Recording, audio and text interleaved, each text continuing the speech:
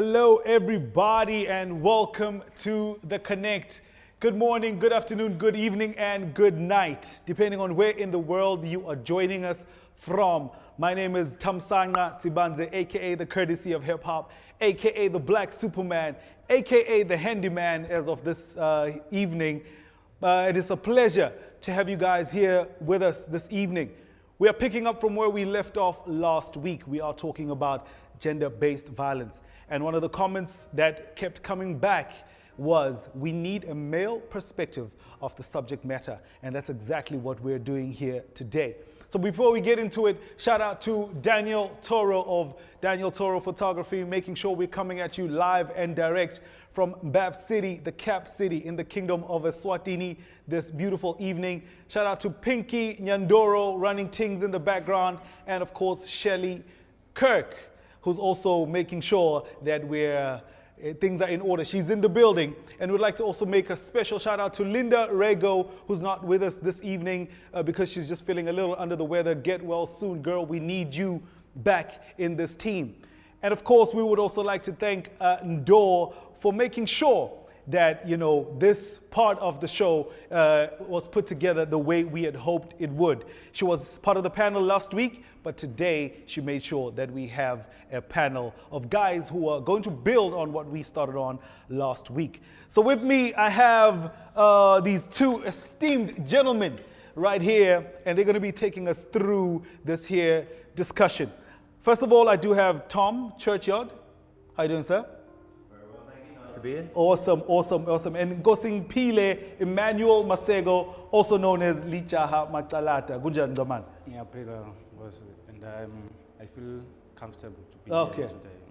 Perfect. That is my job is done. If you guys are feeling comfortable, my job here is done. Yeah. In the room with us right now, we've got Peter Basumbugo, who says, hi guys, looking forward to this.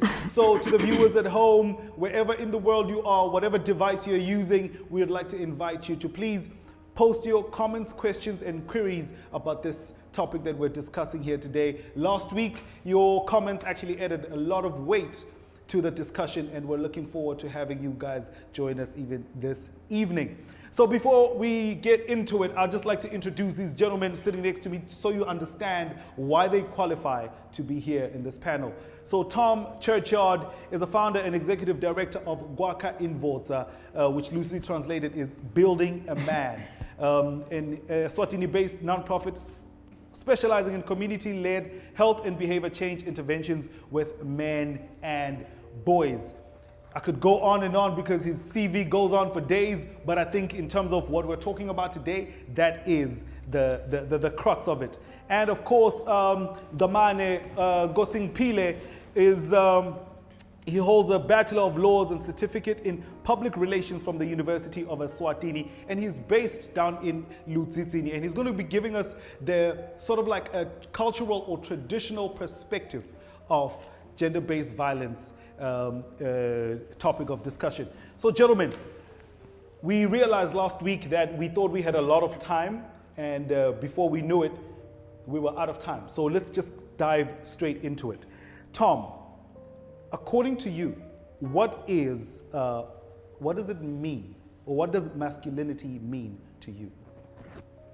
So I think it's important, Courtesy, to see that masculinity is a broad spectrum of definitions, and it's a very subjective and culturally relative idea.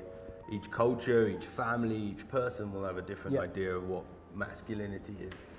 It's important to understand masculinity not as necessarily what it is, but what we shouldn't necessarily see it as, and that is in contrast, in polar opposite to femininity. Okay. The two things are not working in complete opposites of one another. They're both on the same spectrum. Okay. I can wake up one day feeling particularly masculine. All right. I'm sure many of us do. All right. I can also wake up equally valid and feel pretty feminine that day. And that should be an accepted and a legitimate feeling to have. If I do something that is stereotypically or culturally seen as feminine, then that should be an acceptable thing. So the two things are not polar opposites. Okay. And the two things, and masculinity itself should also not be confused with the male sex. You know, we talk about this a lot at KI.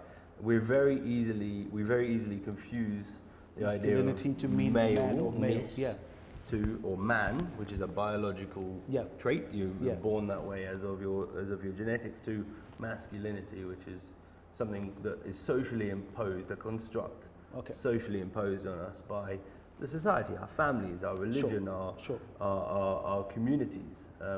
So what is masculinity is a bit of a tough question to ask, because hopefully, and this is the idea, it should be different to everybody. Okay.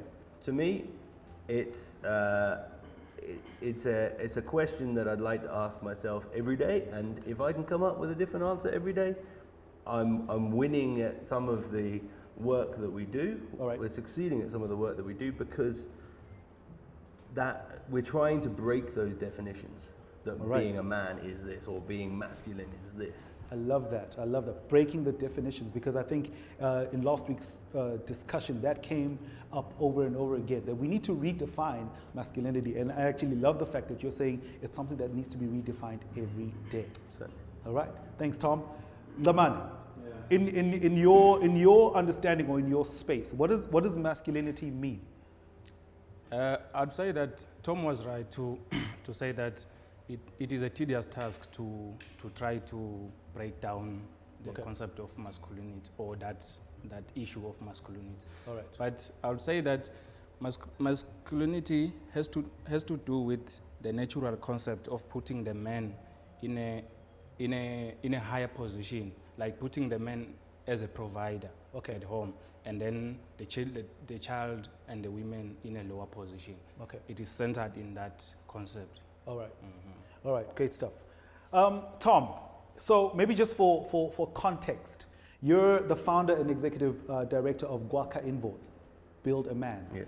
Can you just maybe give us the background on why did you even feel it necessary to even come up with an organization or a foundation like Gwaka Invotes? Or why is it necessary that we build the man? So there's a couple of reasons, and I think the reasons have evolved over time. We were founded in 2012, and since then we've been working day in, day out in communities around the country, and the need changes every year that we do this work. But originally we were a group of volunteers brought together by a simple fact that there was no civil society or government organization with a mandate to men and boys at the time. There's a lot of organizations, non-profits, and government initiatives with a mandate towards women and girls, and especially adolescent girls and young women. We know how vulnerable some of those populations can be to a whole number of social and health issues, economic issues, etc. But there wasn't anything to directly engage power structures from head-on, from within. You know, we have a very patriarchal society here in Eswatini, and we need to be able to challenge those structures and the validity of those structures from engaging men in in what it means to partake in some of those cycles of patriarchy. So originally we came up with an idea that we need to engage men as men in male-friendly spaces. In spaces where men no longer gather because of urbanization, because of the fast pace that we live. You know, we know that men used to gather in these Esangweni style spaces where they could talk to other men, but often they don't engage in those kind of spaces anymore, because we live in different housing setups. We live in cities now. And so how can we put some of those structures back into society and create spaces where men can talk to other men about the health and social issues that they face, you know? Because men aren't talking to one another. All right. So just maybe building from that, Ngamane, what's going on with this beautiful cultural or traditional practice of Esangweni, where, like Tom is saying, the older men would sit the younger man down and then have discussions about any and everything, about health, about wealth, about what it means to be a man. Thanks for that question.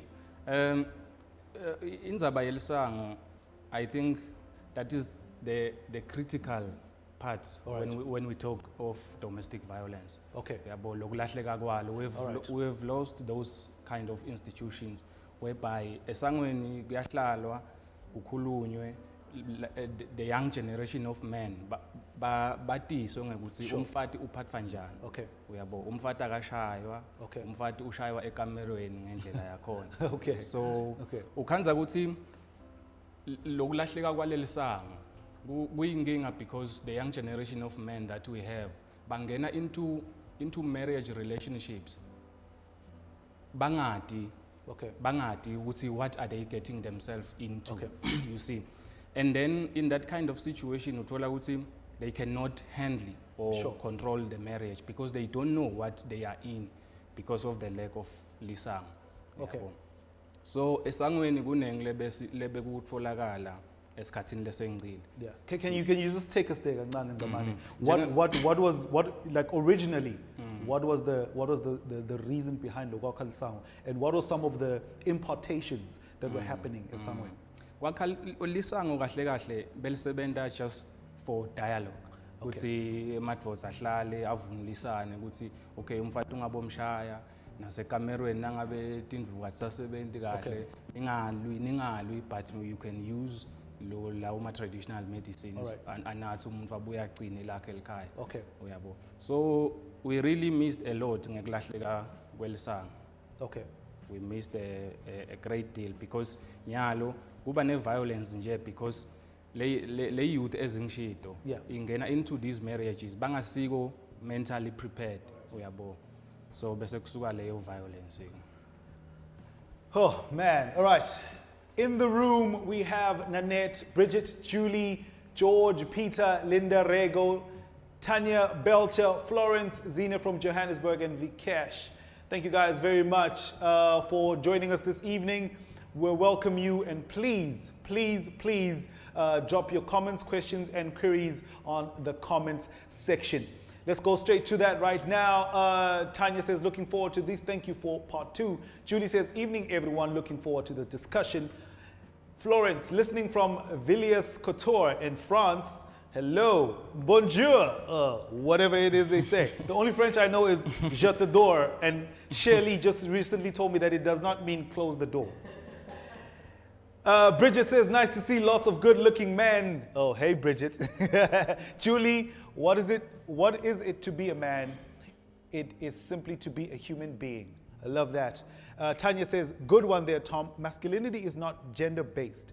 Never had it being explained that way. Never heard it being explained that way.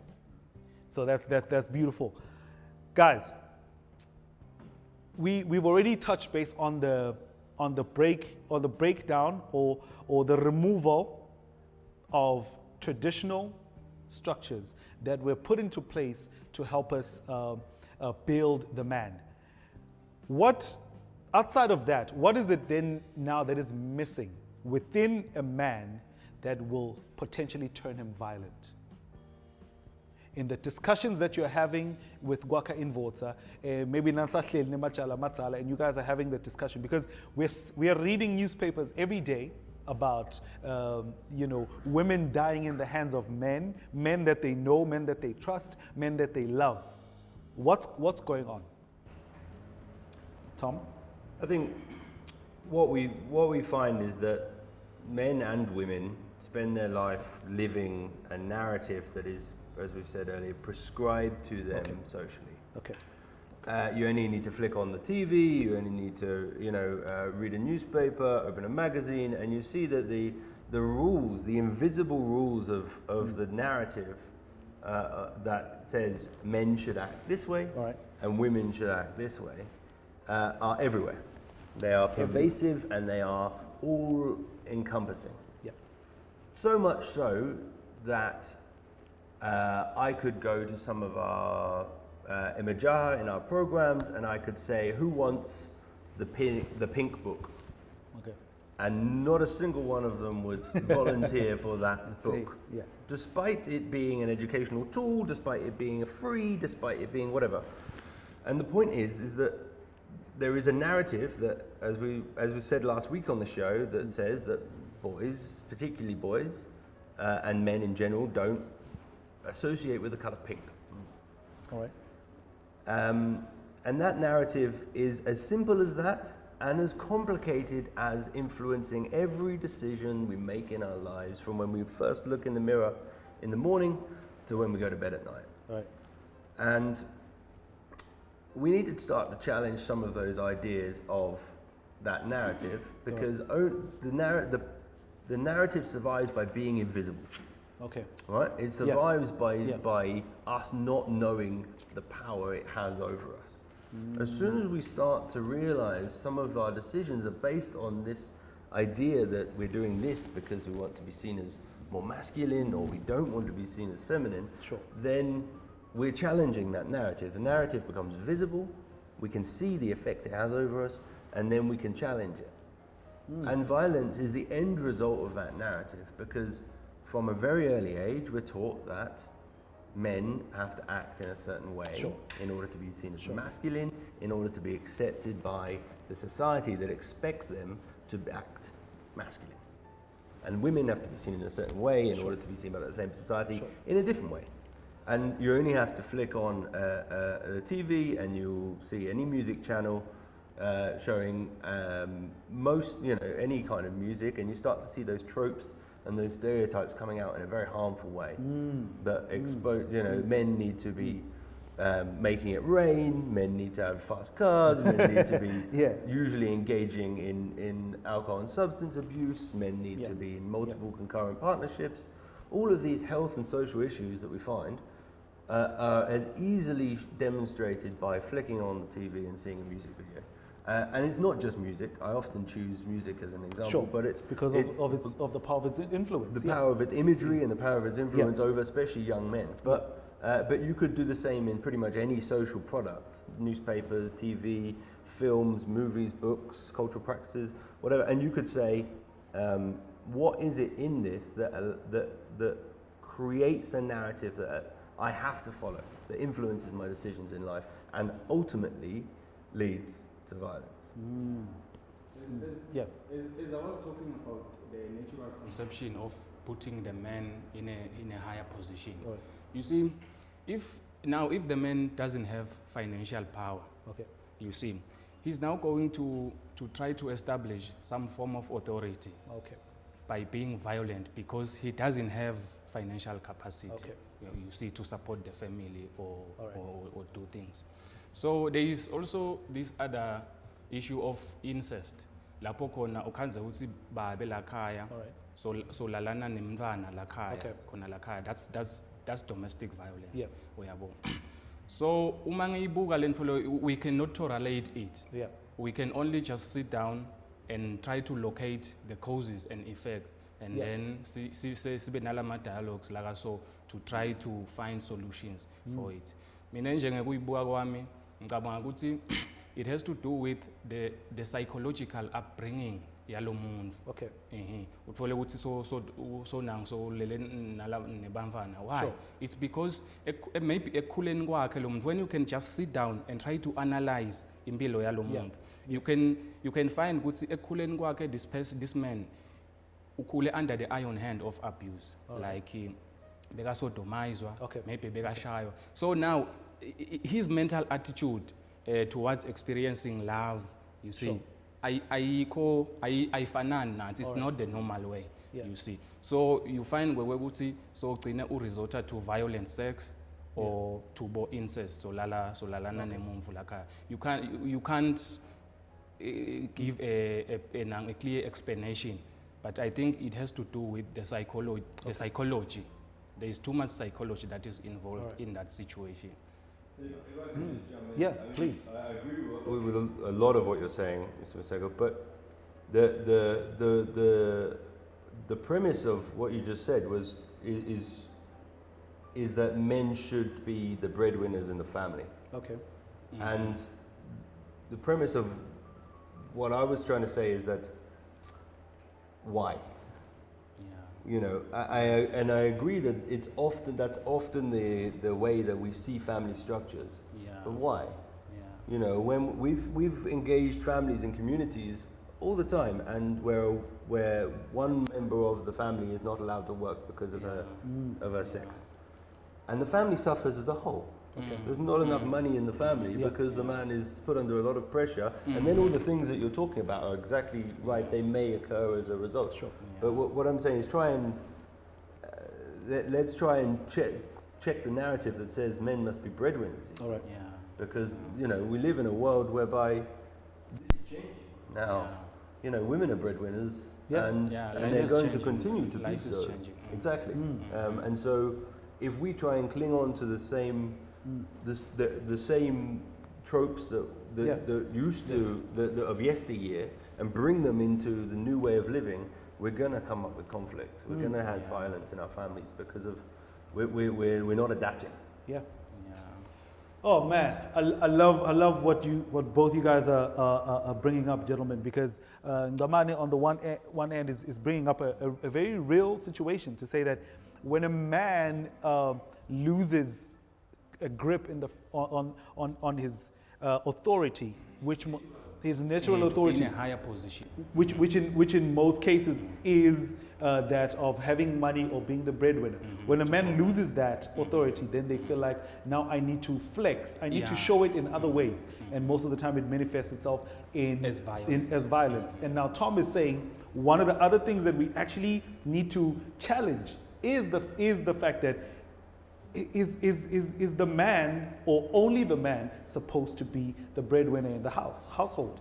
Because as soon as that comes into play, then we start battling with the power dynamics. We're living in 2020, so many things are changing. There's so many things that we need to go back and look at. Maybe they worked 10, 15, 20 years ago. Are they working for us today? Are they moving us forward?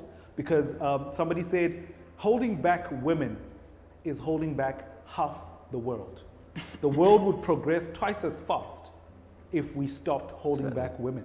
Yeah, that's true. Yeah, I'll give you an example. The example I often use is that, I mean, I've been in Eswatini a long time now, but I was born in England. All right.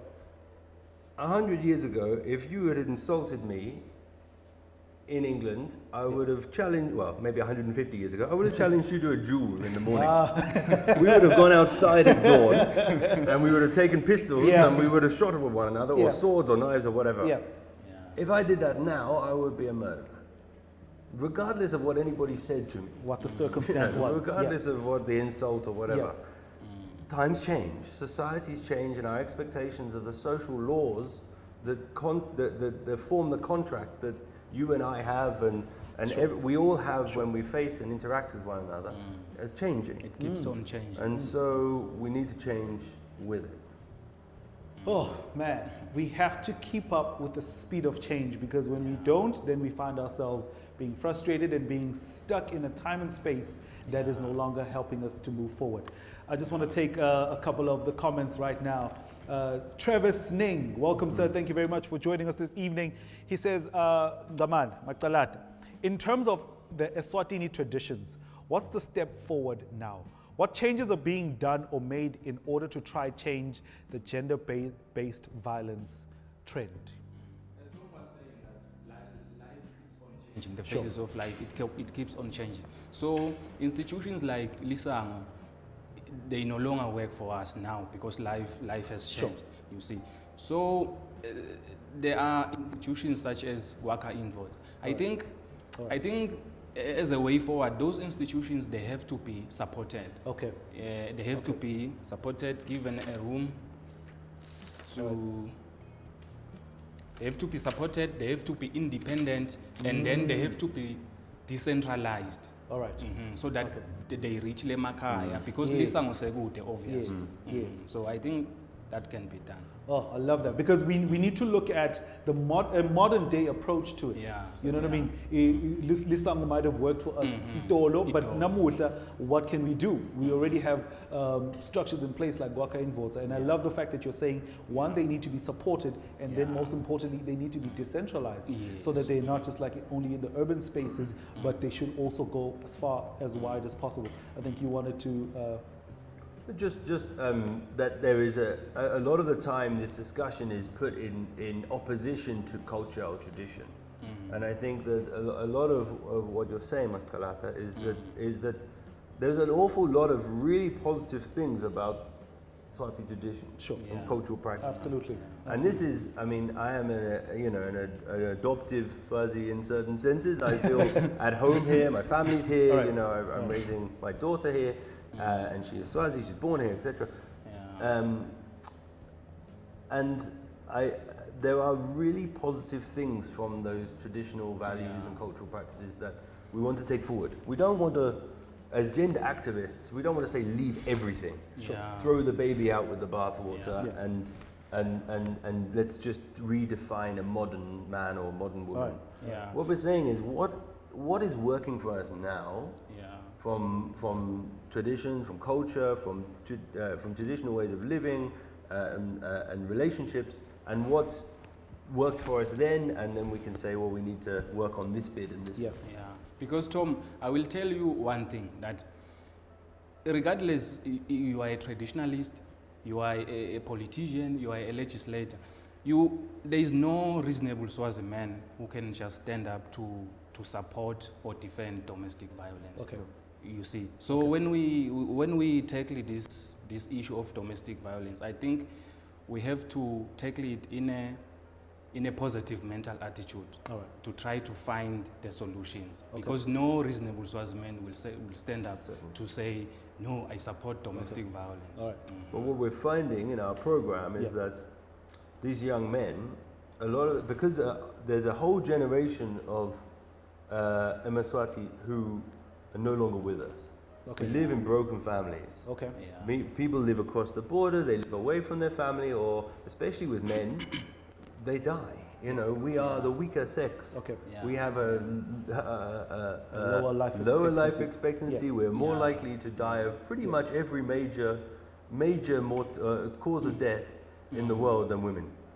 You know, everything from HIV, TB, cancers, diabetes, weight problems, heart problems, suicides, road accidents, alcohol and drug abuse, etc., etc. And so men aren't there to tell young men exactly that message, to say, this is not how it used to be. This is not how our ideal of Liswati acts and behaves. So what we find is a lot of young men growing up in situations whereby where are they going to get their influence from? From those cultural products we talked about earlier, TV, music, film, whatever, that portray an image of a man is something completely different from what Mr. Masego and I are trying to advocate for.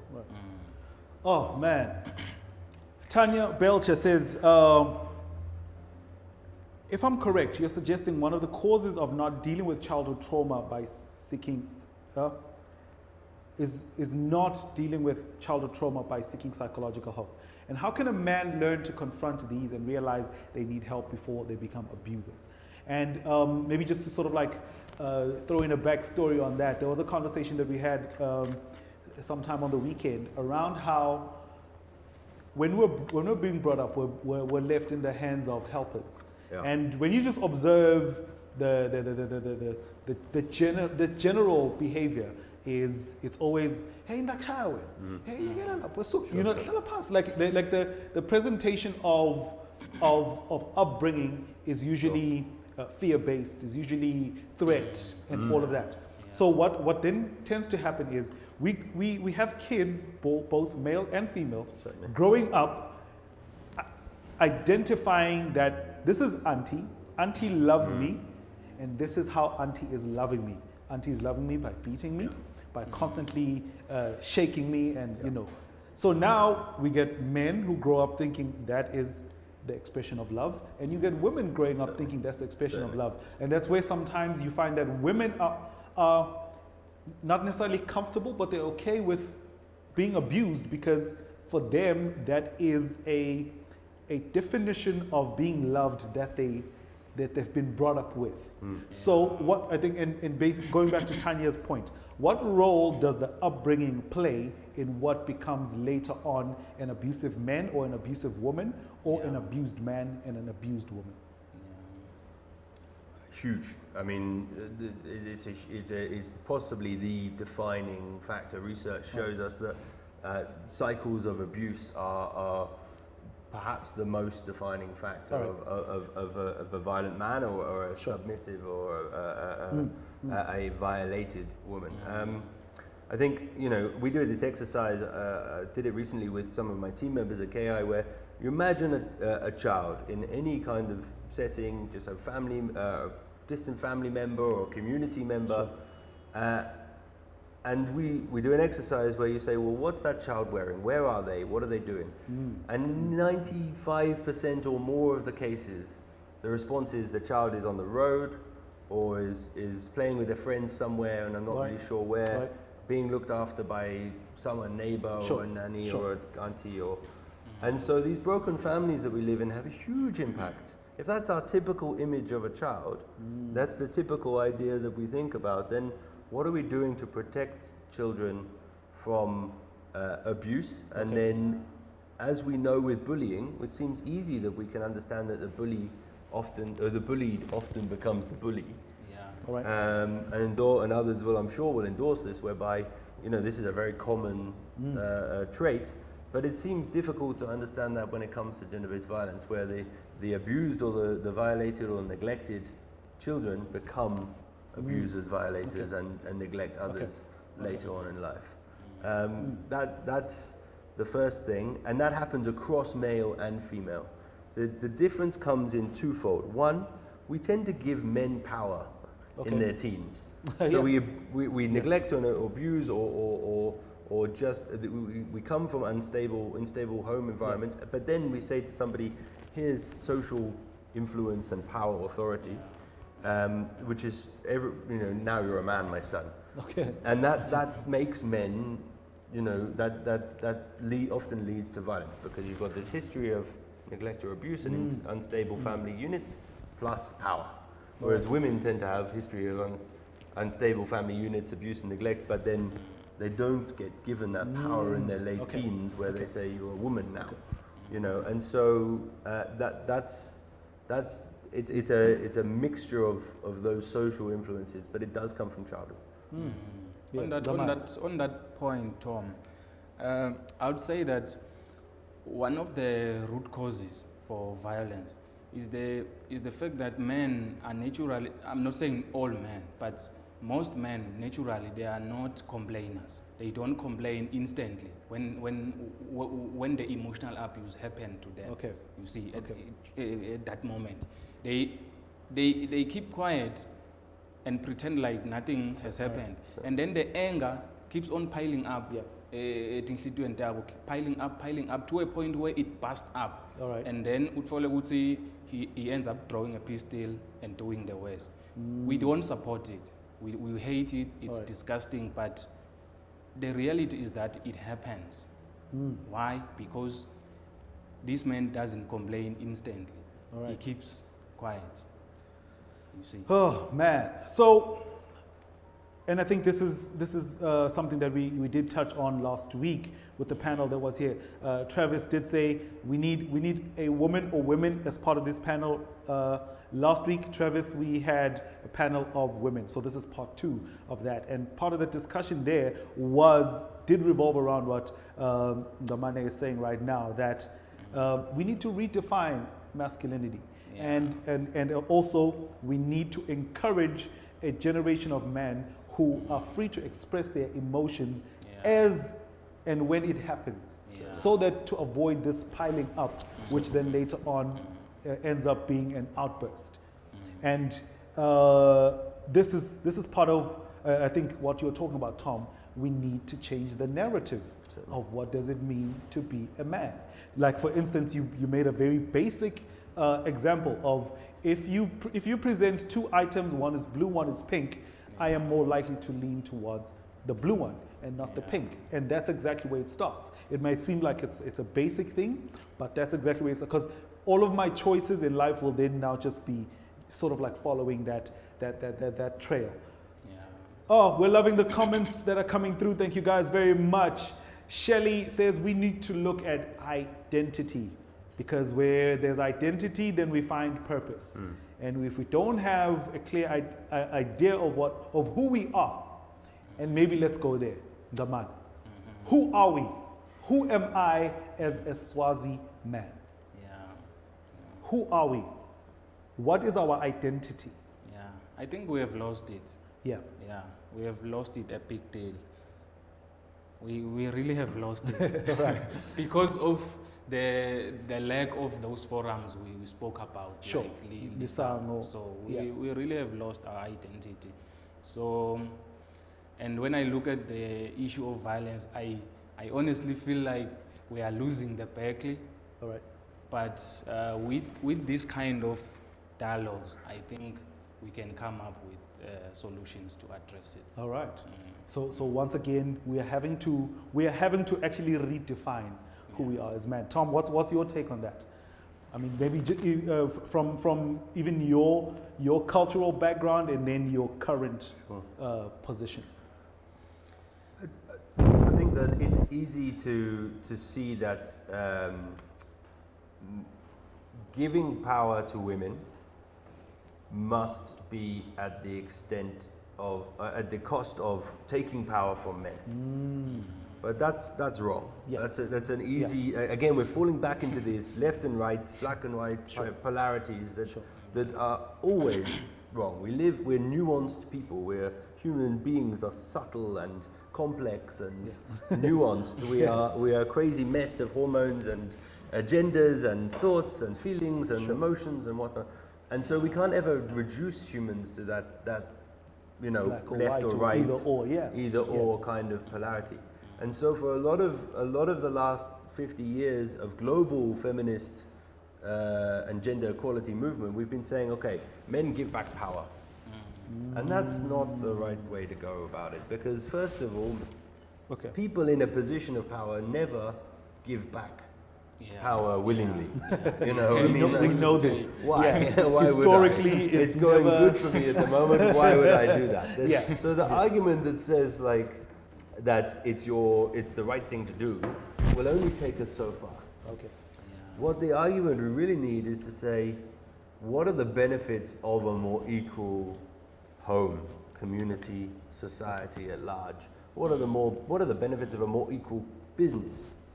What are the benefits of a more equal family structure? And if we can start to see that the benefits of that far outweigh this dysfunctional, topsy-turvy imbalance that we've got at the moment, then we will see that actually it's not just something that men should do, it's something that's better for everybody. It's better for children, it's better for women, it's better for men. If we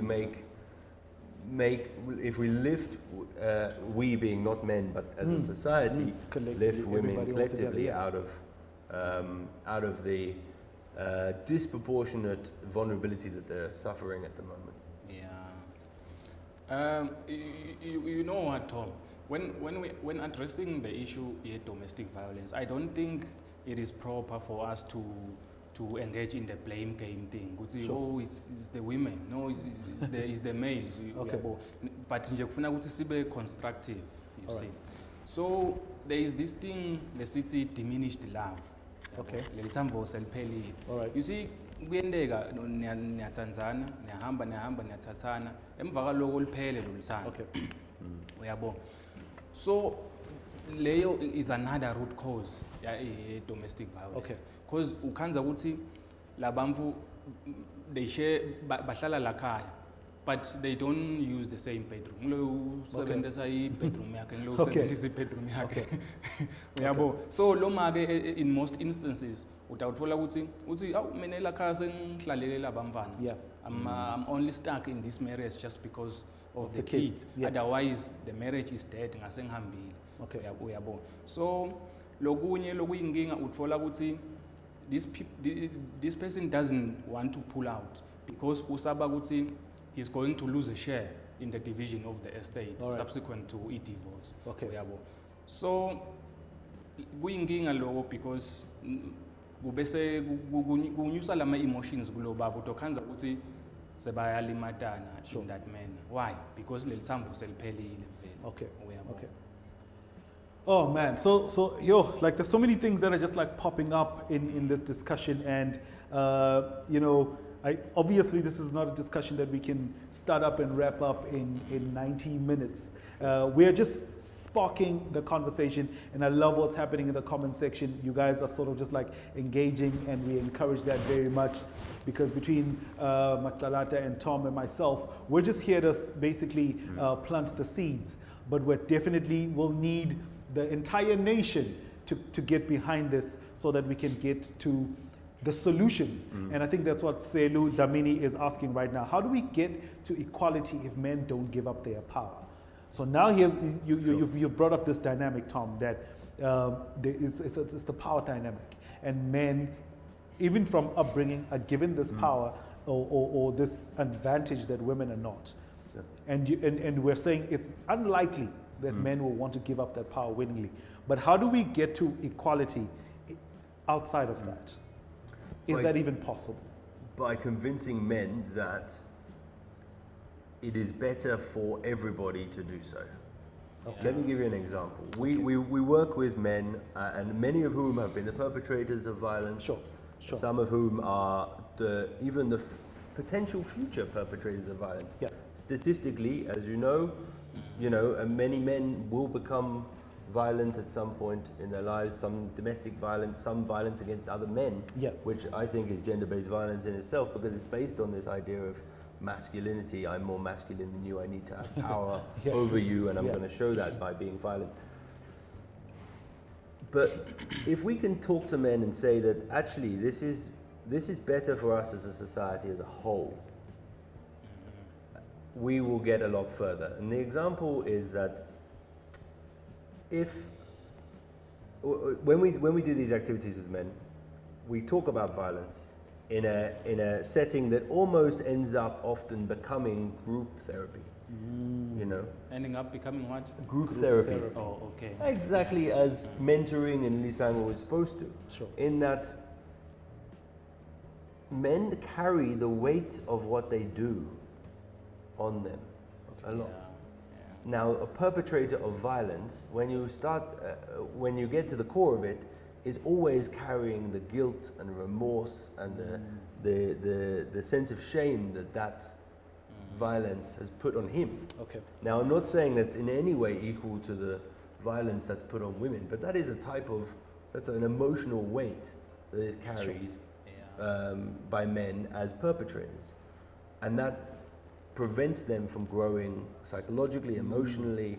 We often say men are cut off by society from the neck down. We're supposed to be strong. We're supposed to have, a certain type of physique, a certain type of clothing, a certain type of look, but emotionally and psychologically, we're not allowed to engage in any of that. Okay. And we hear men all the time saying, I had a funeral of a loved one, and I had to be strong at the funeral, and then I went to a private space and I burst into tears. Sure. Now, if you've buried a loved one, what is it in society that is stopping a man from crying, from showing emotion? And so, those things are affect men and effective to men. And if we can convince men that by having a more equal conversation and a more equal society where men might be able to show some of these issues, we will be healthier, psychologically well-being, emotionally, physically wealthier, etc., as a whole society, and be able to move forward. That's how we do it without saying I'm taking the power from men and giving it to women. Oh man, so Tom, you're talking about presenting a replacement picture to say this is how this is the current state of things. This is how things could be if we were to just change a little bit, like if we were just to change the dynamics. And these are the benefits, because this is the misconception. We're thinking that changing the dynamics will be beneficial to women only. And yet the conversation that we need to be having is that this is what changing the dynamics, this is how it will be beneficial to everybody. Especially men, like you're saying, where they're healthier and happier, which puts them in a better place to function best, to function at their best. And there's a question that has been brought up by Julie Thring, maybe more of a comment. She says, if there's time, can we chat about the situation of abuse towards men that is increasing? And here we're talking about abuse holistically. We're talking about physical abuse. We're talking about emotional abuse and mental and financial and. What's the trend in your opinion, Tom, and then Daman? I think men have always been the victims of abuse. In socially, we would call them survivors. Legally, you call them victims. But men survive, put up with a lot. There's no reporting, or very little reporting. Sure. And that's a social and gender stereotype that we again need to break and challenge. Men don't report abuse. But I think it's important that we always frame this conversation to say that the vast majority of abuse is still perpetrated by men onto women. Okay. If we start saying, well, men are abused too, it's the same thing as saying all lives matter. Yeah, then we lose the point. We lose the point, and also it's reaffirming the invisibility of the power structures that we were talking about earlier. It's making them invisible again. It's clouding the issue, and then the power structures continue to survive in the miasma that is forming the cloud that is forming. So the important thing is that men are abused, yes, but we have to always frame it in a narrative that says men are also the majority perpetrators of abuse. Yeah, that's true, Tom. Men have for a long period of time, they've been victims of emotional abuse at the hands of women. Okay. And in most instances, it's those men that are financially incapable. Okay. And then when the female is financially capable, you will find that there will be a situation whereby the man will be led to do some things that he doesn't like doing. All right. But just because the female is more financially capable than him, he will then start to compromise things and do things that he doesn't like. Okay. You understand that? And then but he can't voice it out because he can't do anything. He's supposed to be a man about it. You see. So that's the emotional abuse that they suffer. Yeah, and I think that's what Linda Rego is saying. She says, I think we as women can also forget about the pressure society puts on men. And what you're talking about right now, Matsalata, is that, in terms of the power balance, the power dynamics. So Tom has correctly put it that it's men are brought up to have power or privilege, and women not so much. Now, what happens is when a woman or when women have power and privilege, it starts to abuse. It sort of like flips this on its head, because we know power corrupts, and when we don't understand the responsibility of the power that we have, either as a man or as a woman, then there's always going to be problems. We'll end up misusing. All right, Daman, there's a question here. This is from Ndo. Gubutega, what is the relevance and what is taught to young men culturally in that cultural space? Now you're Butega.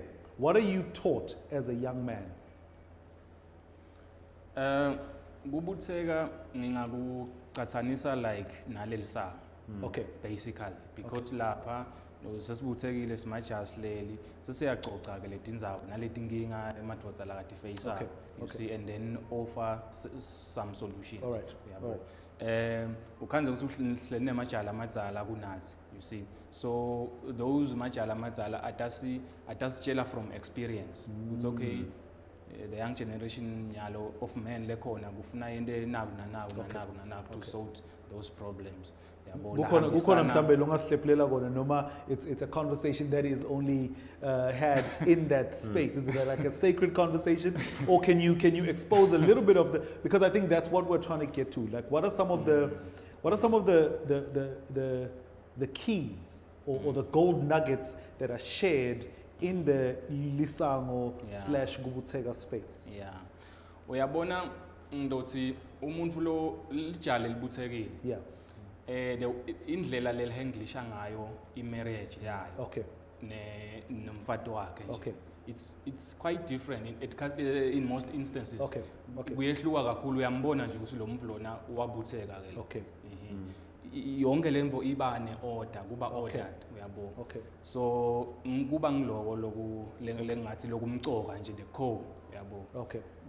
Kanjani ngekuthi bayasifundisa lamajala amatsala ukuthi okay, umfati uphathwa kanje, umntwana uphathwa kanje, umfati indzawo yakhe ilapha, umntwana indzawo yakhe ilapha. So ukhanza ukuthi ngaleyo ndlela leyo le violence noma leyo abuse iba incane kakhulu. No, that's very interesting, and I love the way the fact that he keeps bringing the word order. Yes. Kuba ne order. There's just order that comes from the teachings from that you get from the older generation that basically guides you and takes you back down. All right, Tom, there is a question around Guy Code. What role does the Guy Code play in perpetrating violence, and what are some of the solutions that you can suggest, or maybe that in the Gwaka Inverter space are suggested to break that practice? Because it's there.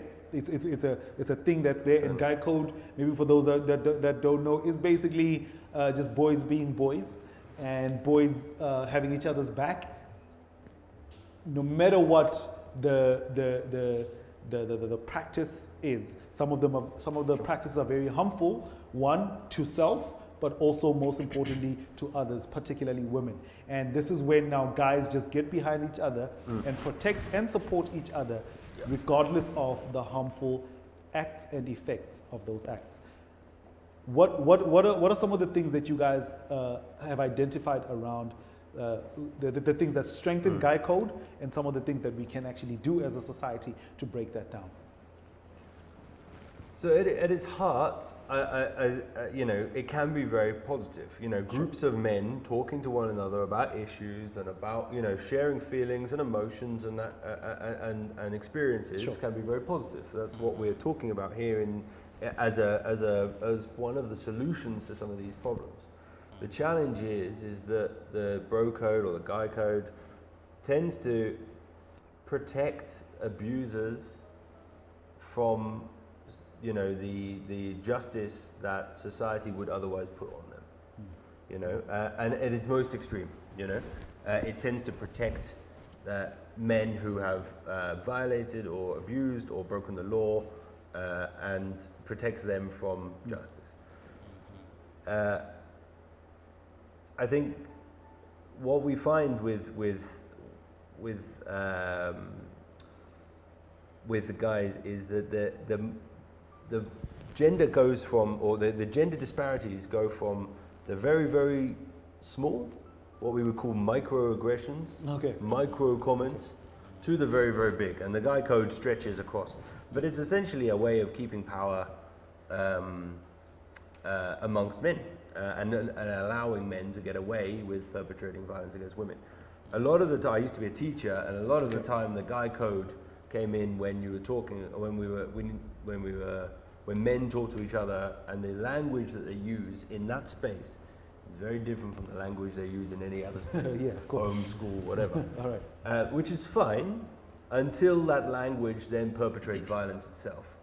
Until you start to say, you know, horrible things about either sexual assault or about demeaning or objectifying things. And we laugh it off instead of addressing, instead of saying, hey now, don't go there, that's wrong, So one of the key building blocks to a more gender equal society is, and towards solving the gender-based violence pandemic we have in this country, is to address the very small microaggressions that the guys, you know, perpetrate amongst themselves. To say, oh, I would X, Y, and Z, or I would, and by doing so, objectifying women, treating women like objects, possessions, and then from there you end up with violence, because if a possession is mine, I can do what I want with it. So it begins with the Guy Code. It's a driving factor, it's a building block of what many boys and young men don't see, the relationship between the language that they use amongst young men, amongst groups of young men, particularly about women, and then ultimately violence at the end of that. Yeah. I'll tell you of a practical story. Okay. And I'm glad that this guy allowed me to talk about his situation in this forum. Yeah. This guy, he works in one of the forces in the country. So he gets married, and then they start a family, and then he now assists his wife to be employed also in one of the forces in the country. Life goes on. In the long run, you know what the lady does? She sleeps with one of the bosses, the seniors in one of the forces. And then the marriage dies now. So how will you define or try to explain that situation? Do you think this guy is just going to lean back and accept that, it's fine? Do you really think so? Although we don't support violent revenge, but realistically, do you believe that this guy is going to say, let it pass, just like that? Obviously, you are going to see some violent result from this guy. That's a very interesting one. Tom, what's your take on that? Because you know, it's a very intricate situation, and I think it's also a very personal one. And what would be sort of like a sensible or an acceptable approach to a situation like that? So the two things are two distinct wrongs. It starts to sound like they're very connected when you speak, Marcelo. And the unfaithfulness is a wrong. Yeah, on its own. On its own. It's a deceit and it's an injustice on its own. Yeah. But the response to that, which is normally always from men onto women, is also a wrong. Sure. Yeah. And so you're not, for me, it's hard to justify that two wrongs are somehow making a right. Yeah, right. I'm not denying that it happens. I'm just denying the condoning that it happened. Or I'm challenging the condoning that it should happen. That, you know, we're obviously when we have emotions and when we have deceit and unfaithfulness and those kind of things lead to us wanting to get our own back in some way. But with men, it tends to turn to violence, and you add a wrong to an existing wrong. Yeah. And mainly these days, these are the kind of situation that causes domestic violence. Okay. These are the kind of situation that the example that I've just put in place. Where somebody with more power in terms of money or more authority in terms of leadership, takes advantage of somebody else's junior position or ranking. Okay, Chalitsa, what's your take ngenzaba yesithembu or polygamy as a traditionalist? What's your take on that? And does it make room for gender-based violence? Ngeswati sithembu kufanele ngabe sikanjani? Okay. Sithembu lapho khona ukhanze ukuthi uthethe bafati laba more than one. All right. Uyabona. So to vele kule situation le ngoba asengibekise nje ukhanze ukuthi ubakhele ekhaya ngilo unendlu yakhe indlu yakhe kulikely lapho esikhatsini lesiningi kuyendeka vele ukuthi kube naloko kuqabana sekuyahishwana la khaya uyabo. So sithembu mainly bese structured ngendlela ukuthi labafati ubakhela ubahlukanise, ubahlukanise, and le ndlela lo batreata ngayo akufuni ubatreate differently, like so lala kamake banibani kanengi awusayi kovusela kamake banibani kanti labafati phela ubathathisiwe ukuthi unemandla utawukhona kuba supporter bonke at the same time. Kube beti inequality because lo bese kususa le violence in a polygamy situation ngule inequality in the treatment yakho lo yiniketa labafati bakho. Okay. I'm not saying I support it, but if you like it, I'm good with it. You can you can take your many wives as many as possible. I like what you're putting in though. Which means if you have kahle sithembu ngekusiva kwami vele wawungasithathi nangabe ude lamandla. So financially, emotionally, psychologically, you need to be fit to have all those aspects. Yeah. So that ungatohluleka uyabo. Yeah. Right. Tom, I know for you maybe it's probably like a foreign concept, but you've been in the Kingdom of Eswatini for a while now. Sure. What's your take on the practice of polygamy? I read into this. There's no evidence to suggest that polygamous relationships are any more violent than monogamous ones. But you know, part of the conversation we were having earlier says that, you know, there's no relationship school. You know, I wish there was. I would have probably been a better man if there was, and many of us would have done too. But there's no relationship school, and so that's true. So what tends to happen is that we make it up as we go along. Sure. Yeah. And that tends to be easier, peacefully and amicably to do if in monogamous relationships, because you can focus on the needs and wants of another person. Sure. Than it is in polygamous relationships, whereby the needs and wants of many people might come into play and might conflict. And so, despite the evidence, violence is considered to be the most prevalent human rights violation globally. When we look at the stats locally, they're very frightening and they're very staggering. We did say last week, 1 in 3 girls in Eswatini is subject to gender-based violence in the form of rape by the age of 18. And almost 48% of women report some sexual violence being inflicted upon them by intimate partners, especially husbands, boyfriends, or somebody that they know. And that is why we felt the need to address this last week. We started on part 1. We had the women's perspective, and then this week we are bringing in the male perspective. Gentlemen, time flies when you're having fun. I didn't realize that we are actually almost an hour, past when we started this conversation. Daman, in terms of just now, like your final thought. Just pick a camera, especially ematfords in the Kingdom of Eswatini. What would you like to say from your head, from your heart, and address men in the Kingdom of Eswatini, particularly around gender-based violence, but just as men? What is it that is in your heart?